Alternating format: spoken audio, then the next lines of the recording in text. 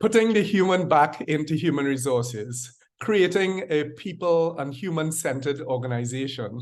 Now, these are not necessarily new topics. They have been going on for a while now, but based on what's happening in the world, there's an increased need to really bring forward this conversation and, more importantly, find a real practical solution to it.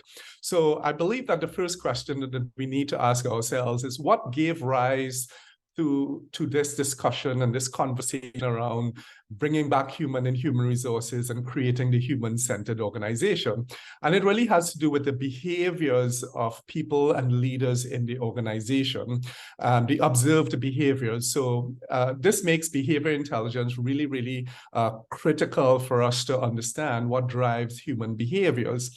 And the behaviors that we find very common in the workplace that we need to address tend to be harsh behaviors, disempowering behaviors, the new word toxic behaviors we observe in the organization, and now that is now given rise to increase importance of bringing the human back into human resources and creating that people-centered organization.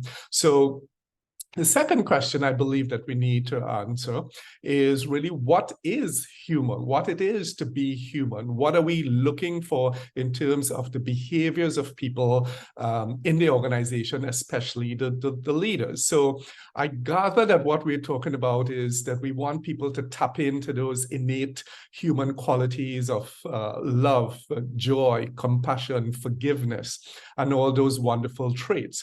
But here's the critical thing. We have found that what dictates people's behaviors in their organizations has little to do with their innate qualities, but more to do with their life experiences and how they have processed or not processed those life experiences.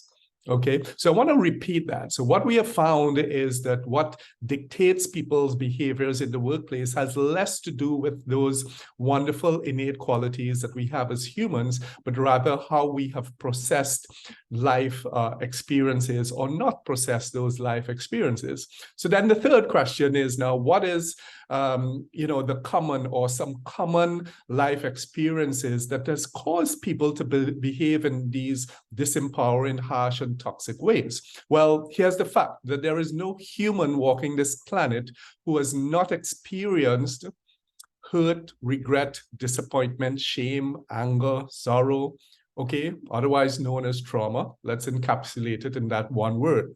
Okay, so that's the common human experience that is then showing up as harsh, disempowering, toxic behaviors in organizations. So really, I believe that the critical thing that we need to do, the real work that we need to do, is to heal the past.